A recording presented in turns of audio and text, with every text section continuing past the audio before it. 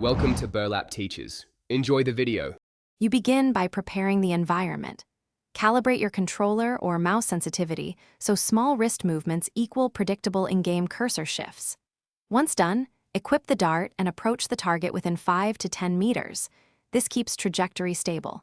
Make sure to stand steady, feet shoulder width, and bring your dominant hand into the aiming position.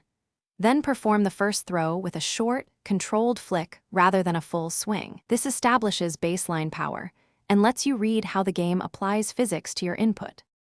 You continue by analyzing the middle steps. Watch exactly where darts land and note effects like simulated wind, input lag, or recoil. Then adjust your aim offset in small increments.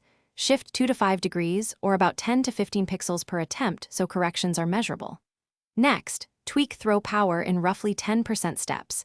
Increase or decrease until your group tightens toward the bowl.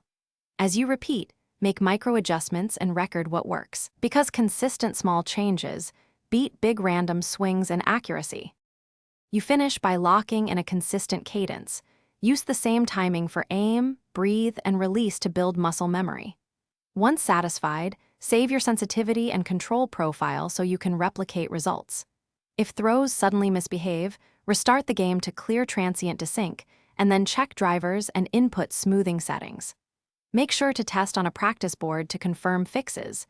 If issues persist, reduce background processes or lower polling rate. These steps usually restore precise, repeatable dart. Thanks for watching. Consider subscribing if this video helped you.